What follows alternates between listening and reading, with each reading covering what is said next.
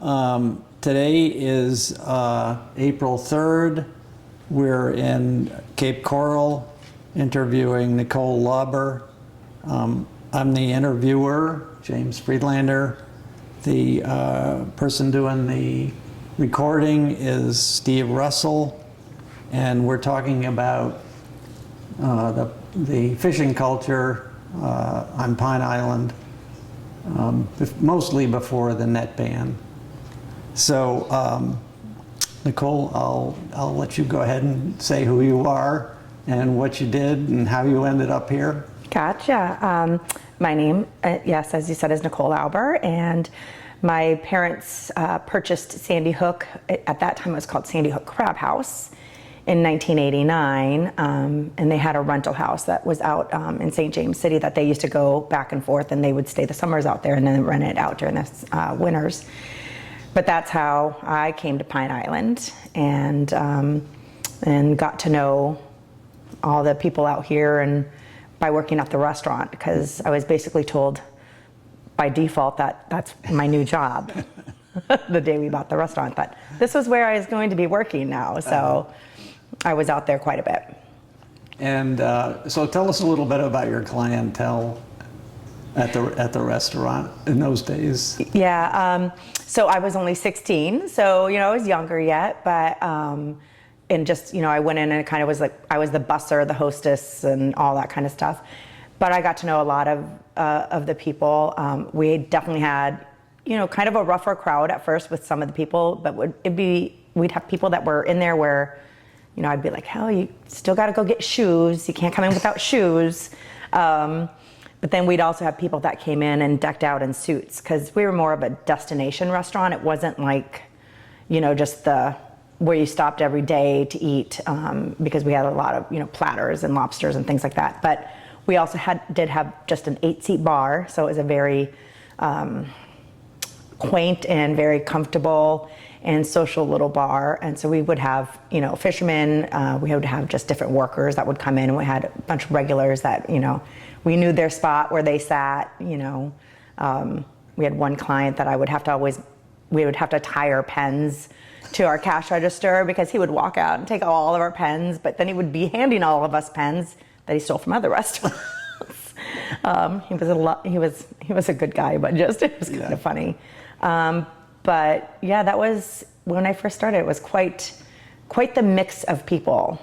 Yeah, that's interesting. Yeah. So the fishermen that came in, were they mostly fishing for mullet, or do you know much about how they were making their living? Well, I know there was quite a number of fishermen families that would come in for like special events and things, or just to come and sit at the bar. And yes, I mean, at that time you did have a lot that were mullet fishing. Yeah. That was a big thing in our community. You also had a lot of stone crabbers. You had, just general fishermen that were going out there for grouper, because of course grouper was very popular back then too. We sold a lot of it. And you would have, some of the guys came in on a regular basis, the actual fishermen, but mostly they would come in like as their family, like to celebrate a birthday, or because we were, like I said, kind of that kind of a restaurant. Yeah. So were you living in Matlacha at the time? No, I was actually living at that time. I would have been in North Fort Myers. And then I actually went away to college, so I was gone for a couple of years, and I still worked at the restaurant on and off during breaks. And then I actually started my own career outside of the restaurant, but then I took over the restaurant as far as general management in '97. Okay. And so, the restaurant was going before the net ban came in. Yes. Yeah. So tell us a little bit about how you saw things change as time went on and the net ban came in, and maybe Matlacha changed. Well, and definitely when the net ban was going into effect, when all of that was being discussed, it was a very tenuous conversation to be had amongst a lot of people. Because we knew it was going to ruin a whole lot of families out there that were just accustomed to that lifestyle out there. This is where they lived, and then you might have to go. but once they put it in, you had a lot of mad people, and rightfully so. Some just left. There was a lot of people that just their families up and left.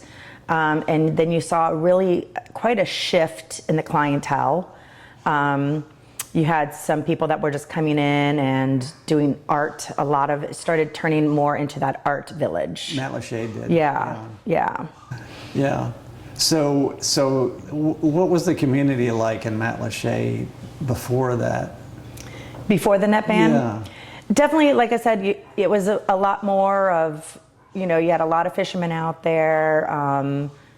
It was just a totally different vibe. And then once the net ban went in, then it turned more to the artsy vibe. Interesting. Yeah. I didn't spend a whole lot of time in Matlacha, like out and about, in all honesty, because I was forbidden by my parents, mainly my father, from going like to Bert's Bar or to, at that time, Loblolly. Tell us a little bit about these other bars, or what the whole, what the bar scene was, let's say. Yeah, I do remember at that time, Loblolly's was a very popular breakfast restaurant, but the bathroom was in the back, and the bar was in the back, which is now Blue Dog. It was, you had to go through, you ate in the front. That was where the main like eating area was. But to go to the bathroom, you had to go through the bar. And so you would walk back there, and of course the smoking was allowed back then, so it would be smoky as all get out. And there would be, of course, a lot of the fishermen who'd been up all night fishing, and some of them would already be half in the bag, or some of them would be sleeping on the bar. And of course they're like, hey, I just go into the bathroom, But at nighttime, we'd go. I was only allowed to go there in the morning and eat in the breakfast there and eat in the front area. But like I said, my father was like, "No, you're not allowed to go there at night," because apparently there would be bar fights. Knives and guns and things of that nature, even at Bert's. And I'm trying to remember what was the name of the other one that burned down. I'm sorry, that was Loblolly. And Mulletville was the other one too, Mulletville.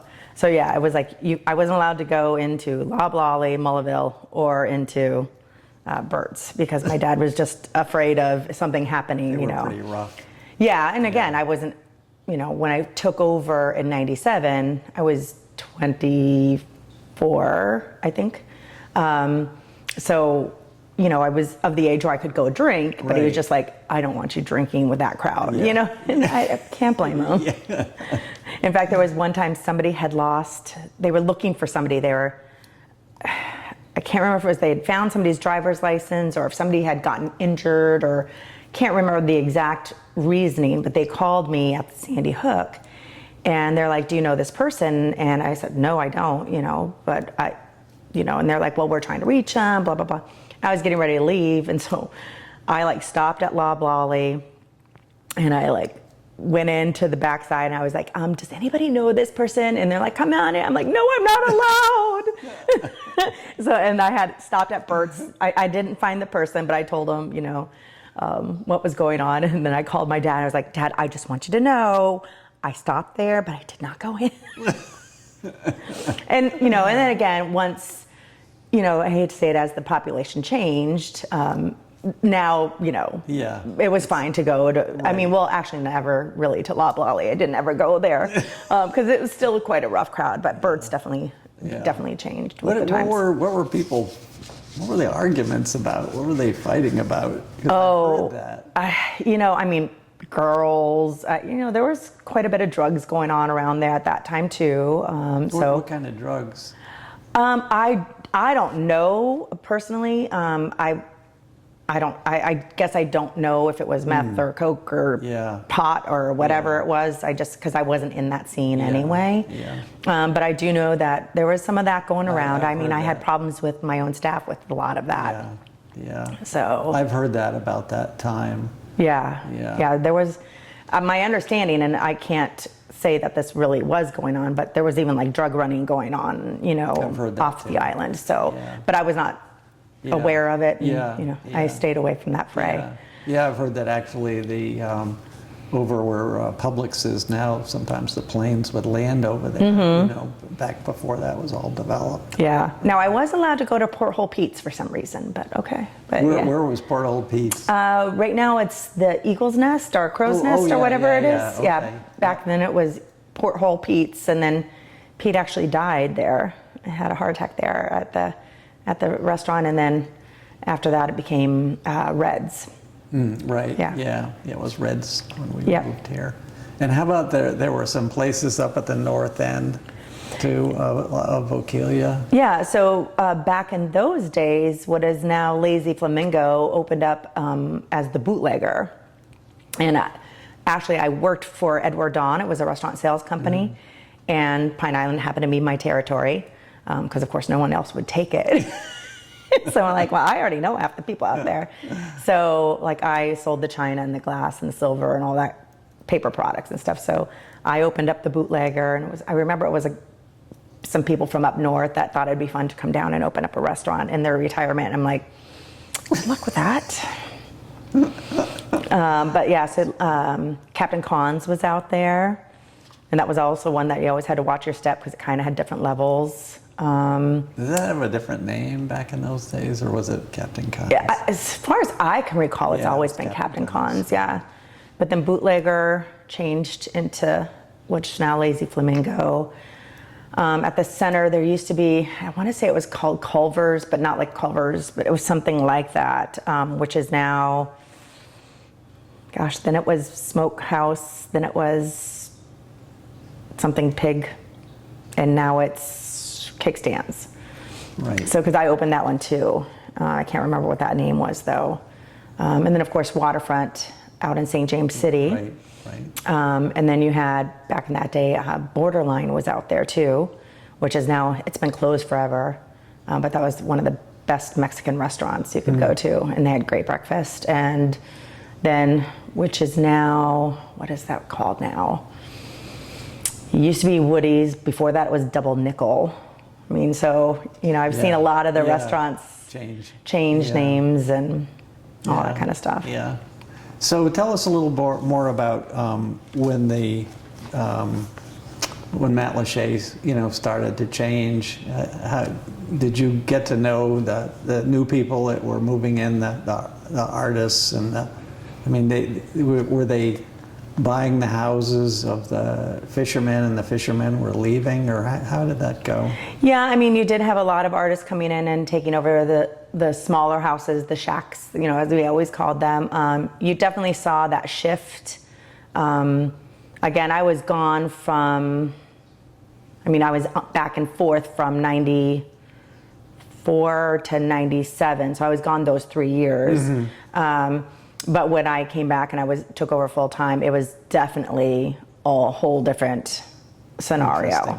It happened that fast. Yeah. I remember before one of the days, and I kind of think I mentioned this story to you, back before the net ban actually went into effect, I would have fishermen come in, like I said, with no shoes on or whatever. And in fact, I had one guy, he walked in and you could tell he'd been drinking. They would just kind of come down the road, stopping from bar to bar to bar. So a lot of times I was the last stop.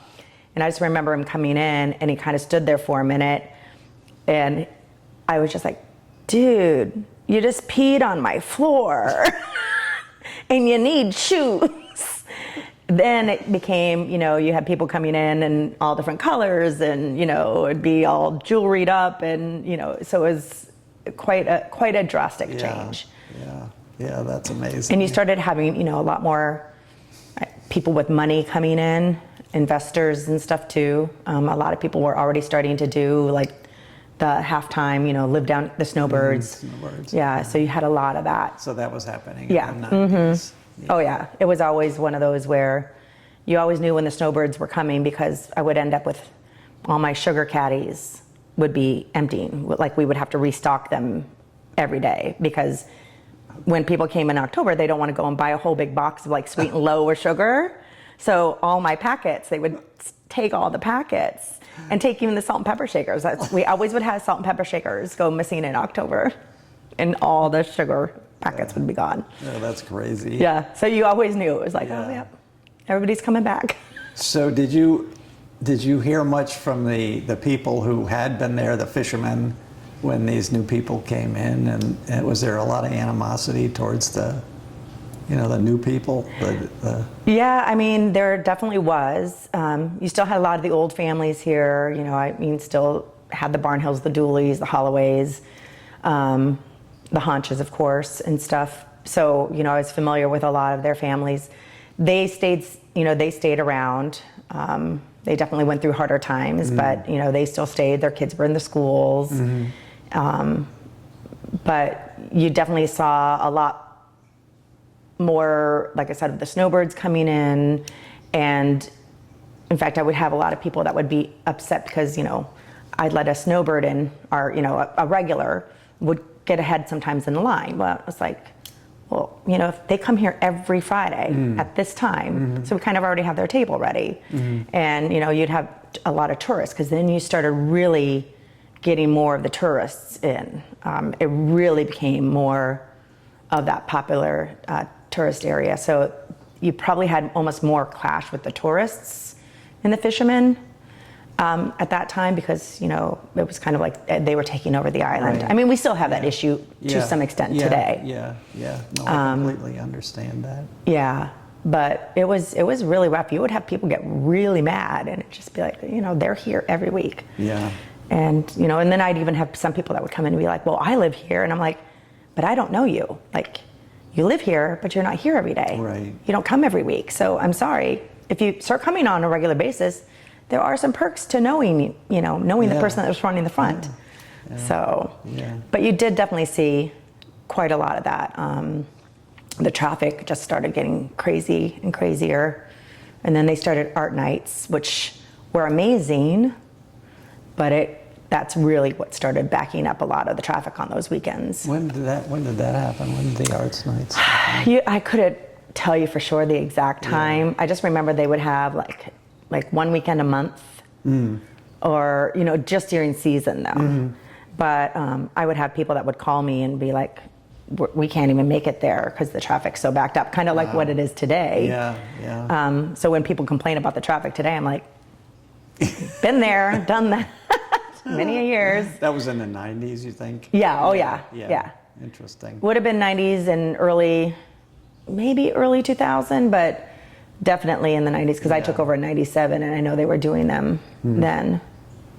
Yeah, it's a similar story to what's happened even in the area where I'm in Connecticut. There used to be Portuguese fishermen, and the New Yorkers came. Yeah. Yeah. So any other stories? I'm sure you've got some stories to tell. Oh gosh, I mean, there's plenty of stories to tell. I will say, again, I know a lot of the families. I used to watch the Haunch girls when they would come in, and I would always bring them. They loved the bar cherries, and so they would always ask for extra cherries, and I'd put them in a cup, and I'd just bring them over to the table, so they got so spoiled. In fact, when I think it was Rum Runners or some other restaurant maybe that I was in, and they happened to run into them, and they were having dinner there, and of course they're like, sorry, we're cheating on you. I'm like, it's totally fine. But I went up to the bar and I was like, I don't care what it's gonna cost me. I want a cup of bar cherries. And I took them over to the table, and they were like, oh my God. So, you got to know a lot of the Islanders. Yeah. And their family, like with me still, Ernestine, with the Bobby Holloway tournament, and my kids then fished in the tournament. I'm a Matlacha hooker. I've been a Matlacha hooker for a number of years. We used to have the meetings at my restaurant every Monday when we were closed. Yeah. And, oh my gosh, those girls, they were a lot of fun. I don't go as often now, but they can drink. Yeah. I remember back in the old days of the tournament, that was where Old Fish House used to be. And I'd show up at the first time that I was in the tournament and helping, volunteering, and I show up and they put me in the beer tent, and I'm like, it's 8 o'clock in the morning. why am I in a beer tent? And I was like, and they're already drinking it. Oh. So, nowadays I don't know if it's like that. I don't think it's quite like that anymore. But it was quite a okay, we're doing this. So that were the hookers? Were they in those days? Were they mostly from the old families? Yeah, but you also did have yes, for sure. Debbie Kundle. In fact, I just had lunch with her the other day. Nancy Goodwin. In fact, they lived down the street from where my parents' house is, and they were just wonderful, wonderful women. And DJ Russick, I just had lunch with her too. And yeah, they were a lot of fun, and they were very involved and did a lot for the island and a lot for Pine Island Elementary kids. And then even later on, we started doing more for even the seniors. And stuff. Yeah. So. But it was fun to be able to say that you're a hooker. Yeah, I think when a lot of people hear that for the first time, they're like, really? Well, and we clean up the street. There's this section of street from Shoreview Drive, and that goes to where Sandy Hook is, that the hookers are in charge of the cleanup, the Adopt a Road program. Yeah. And I remember I was out there one morning picking up the trash. I don't know, there were like 6 of us or whatever, and we had to wear bright, yellow vests. Right. And they said hookers right across the back. So we're out there picking up trash, and I saw this black truck go by me, and then I saw it go down a little ways, then it turned around and went past me leaving, and then turned around again, and then it pulled in front of me, and he's like, okay, we just have to ask. Like, what's going on here? And then I explained what was, charity organization, and he goes, oh, because we thought like you were prostitutes that had to do got busted and had to do community service. And he goes, I could get it when I saw like you and her, but when I saw those others down there, I wasn't really sure because she's like 90. I'm like, so it was really kind of funny. But that's great. So yeah, having them, and and originally they were named the hookers after being fishermen. Yeah. And then the Mariners, Matlacha Mariners, was the men's group. Oh, so tell us about the Mariners. I've never heard about that. Yeah, so it was basically the men's group in addition to the Matlacha hookers, and so they did a lot out on the island and a lot of charity things. They, if I'm not mistaken, they did the seafood festival to begin with. Mm-hmm. They were the ones that started the seafood festival.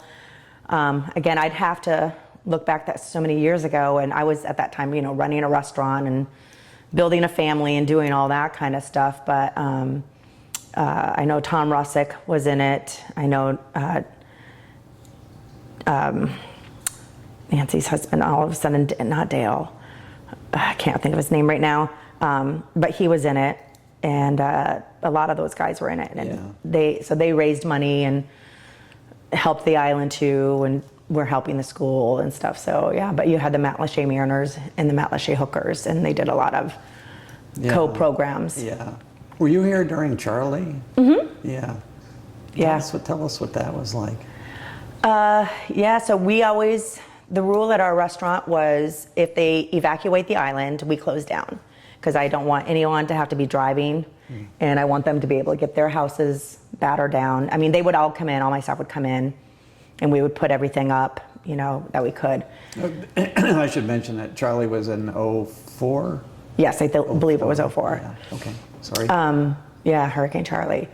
And I remember my mom had made reservations. We were going to go to Tampa. My house at that time was further into Cape off of Santa Barbara, and we're now as Veterans. I don't think Veterans was there then.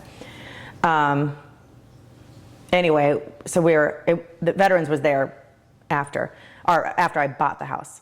But we were at my house, and I was like, why are we going to Tampa? It's supposed to be going to Tampa. And so I conned my parents into staying at my house and paint, because I had to paint the interior of my house. And then Hurricane Charlie came, and it was mean. It was very scary. My mom was in the closet. We were in my closet the whole time, and then came out. And my parents had just built their house in Shoreview. And it's kind of a larger house, and my mother was just like stressing out because we had palm trees in front of these big, huge front windows that didn't have hurricane shutters on. And they had just moved in April. So it was just like, oh my gosh. So as soon as we got everything, as soon as the storm went over, I fortunately only lost power for a day, but we got in the car and drove right to Shoreview, and there was a big tree across the way, and I took off running, jumped over the tree, and went to check my parents' house, and their house was fine, believe it or not. And then we hopped back, so I ran back, we dropped my mom off, we ran back into the car, and then we went out to Sandy Hook, and believe it or not, we were okay. Really? But the only reason we were okay is because I think it was a year or two before that, there was an unnamed storm, and it produced a tornado that ripped off our roof at the restaurant. So we had just gotten a new roof. Had it not been for that, it could have been a lot more damage. How about the other restaurants out there? Were they damaged? I guess it was mostly on the western side. Yeah, that one, if I'm not mistaken, mostly hit Bokeelia hardest. I do remember Leoma Lovegrove. My dad and I stopped at her place because she had like that big pink fence and it was blown in. And just knowing her garden had so much artwork in it. And so I remember stopping there. We put our fence up. I went back and tried to pick up as much as I could, and I'm like, there is just way too much stuff back here. But we at least were able to put our fence back up so that people weren't just going in her backyard. But we had no power. Fortunately, my dad, after we checked the restaurant, I went to Lowe's and to go get a generator. And my dad, we happened to have some friends that owned Pine Bay Seafood, which is now Island Seafood, but it's closed right now, still from Ian. But they had a food truck, freezer truck, delivery truck, and they were trying to sell it to us, but we didn't need it. But then my dad called and was like, hey, can we rent it from you? And so we actually stopped and picked up food from like Oyster House, Royal Palm Yacht Club. My parents were members of there, and then we had our food that we just kept in this freezer truck. So that you could get back over. So that so we could save as much of our product as we could. Right. Because we had still, you tried not to open anything, until you had power. Right. And we were lucky we got power back soon. But, it still took a couple of days. But yeah, that was crazy. And I was at I was in the parking lot of Lowe's, and it happened to be, I had some customers of mine that were behind me, and that's when I found out you could only buy one generator per person. I was like, we need two. So, excuse me, crap, we need two. And so, never forget, they were so sweet. They went and bought an extra one.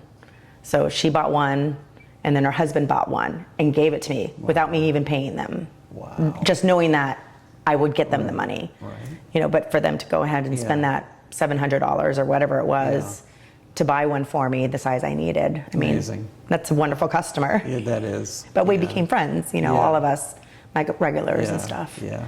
But yeah, that was a rough time. And at that point, as soon as we could get some power, we put on the reader sign and everything, like, just come on in, get cold air, cold beer. If you just want to come in and get cold water, And we did a lot with volunteering and all that stuff. Yeah, that's one thing that we've noticed about this area. It's very helpful. Yeah. There's a lot of help. When anything happens, a lot of that, we come together as an island. Yeah, it's really nice. And even with me not being out there anymore, really, my house isn't out there. My parents is, but not having the restaurant. But I'm part of the island still. Yeah, I can hear that. That's great. Yeah. So anything else you'd like to add? This has been good. There's all sorts of fun stories, but a lot of mine are going to be restaurant involved. But even some of the stories of the families, but I don't think I want to put those on tape. So yeah, no, it's a great island, but it did definitely, it did shift. I love the island before. I love the island now. Yeah. Times change, people change, and you just gotta learn to either go with it or get out. Yeah. So Yeah. But okay. Well, thank you very much. Thank you. So let's see what you've got. Sure. For photos.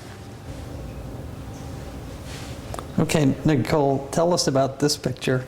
This happened to be a picture somebody brought to me. Some customers, apparently, they were out tarpon fishing, and a big shark came up. And just when they had gotten the tarpon to the boat, the shark bit it off. So we actually had that one hanging up above my office door to show people, you know, what the fishing was like out here. Amazing. Yeah.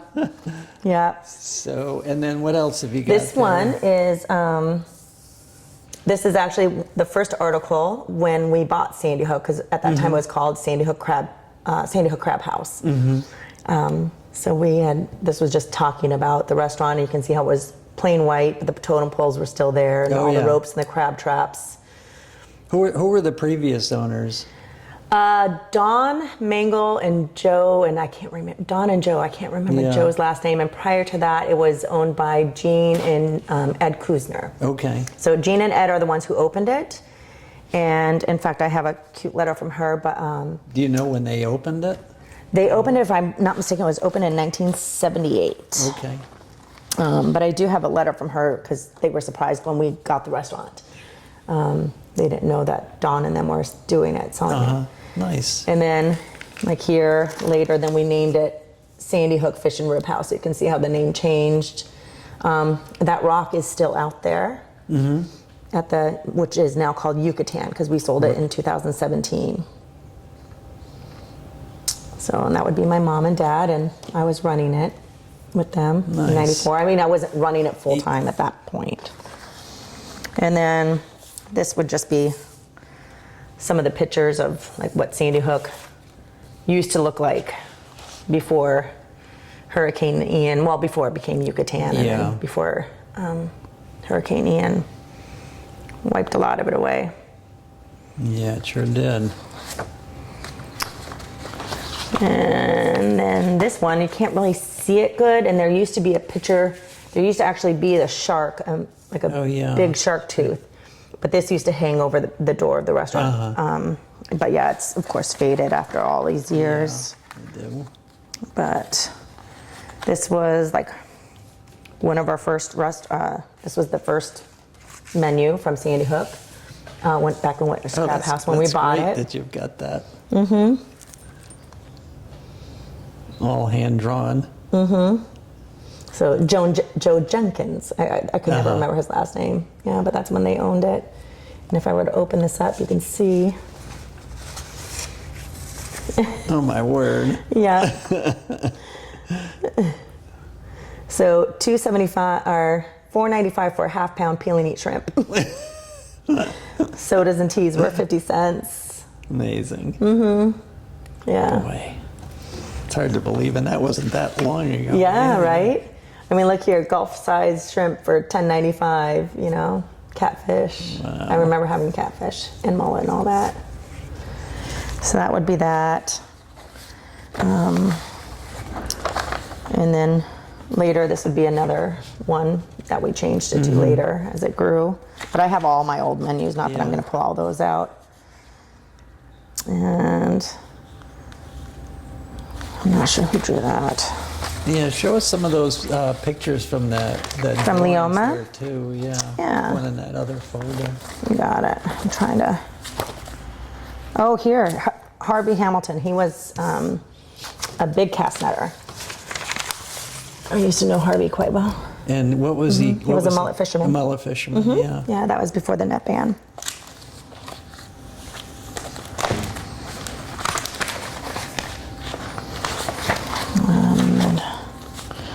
Let's see. Oh, that's up here. Oh, where did that go?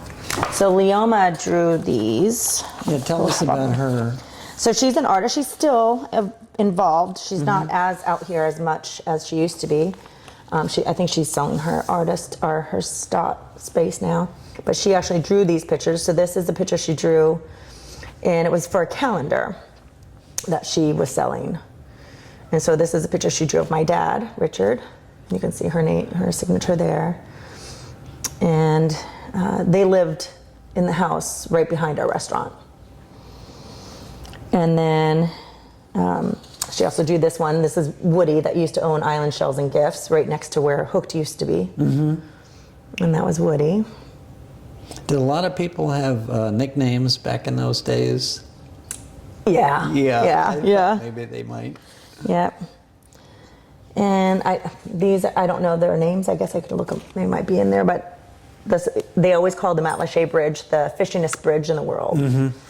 So that would be some of the fishermen that were on the bridge.